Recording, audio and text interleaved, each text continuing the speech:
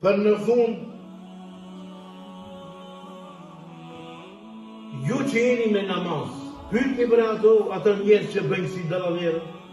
Ju që jeni me namaz, pyetni ata që han haram.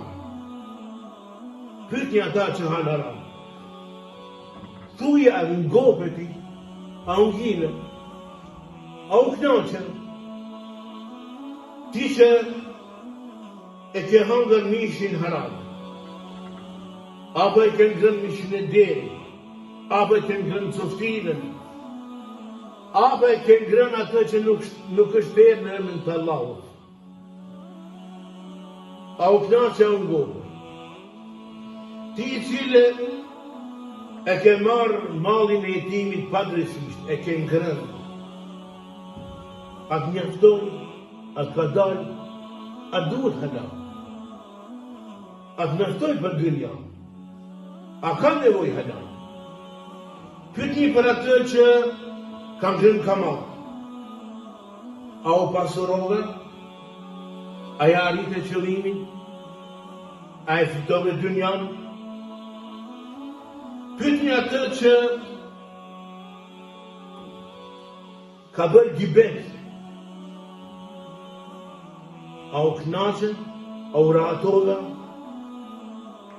A u shprazë me vllaun tënë që e bën e gjibetin? A ki hala? Ju që merr një rishvet, a e keni arrit qëllimet tuaja? A u pasuruan? Të gjithë këta që kanë bërë të krime, të gjithë, Allahu i ka regjistruar. Nuk ja huqë Allahu dhe në shanë. Prandaj, vaj për ta, të njerët ata. Nuk kanë gjarë pa dalë për Allahu dhe në shanë për të dhënë llogari për çdo gjë. Çdo gjë që kanë bërë, pa drejtësisht.